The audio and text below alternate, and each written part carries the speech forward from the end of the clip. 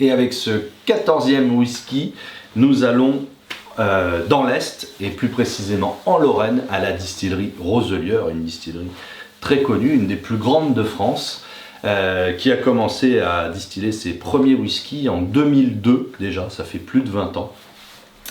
Et c'est une très vieille distillerie puisqu'elle existe depuis au moins 1877. C'est une des distilleries les plus importantes, si ce n'est la plus importante ou les plus réputées de l'AOC Eau-de-Vie de Mirabel de Lorraine. C'est d'ailleurs la famille qui est à la tête de cette distillerie de Mirabel et la maison de la Mirabel qui a décidé de se lancer dans ce projet incroyable de produire leur whisky. Et aujourd'hui, c'est une des distilleries les plus complètes qui soit au monde, et non seulement en France, parce qu'ils possèdent à la fois leurs céréales, leur malterie, leur distillerie, leurs différents chais de vieillissement. Donc, c'est-à-dire qu'on a une maîtrise quasiment complète du process. C'est une distillerie qui va même aujourd'hui proposer des sélections parcellaires, millésimées de ces différents whiskies, ce qui est assez avant-gardiste, il faut le reconnaître.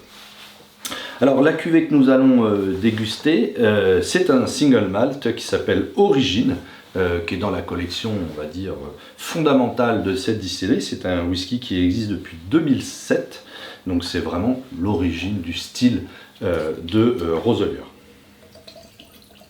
Alors on est sur un whisky qui est distillé en alambic à repasse, charentais, en cuivre, et qui a été vieilli principalement dans des anciens fûts de Xérès, et non pas des fûts de sherry Oloroso, mais des fûts de sherry Fino, donc non oxydatifs, et aussi un ancien fût de cognac.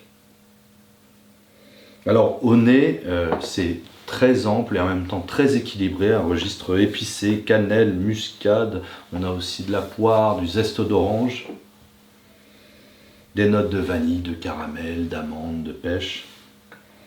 Un whisky, on va dire à l'ancienne, comme on en faisait autrefois aussi en Écosse, où on utilisait des fois ce type de barrique.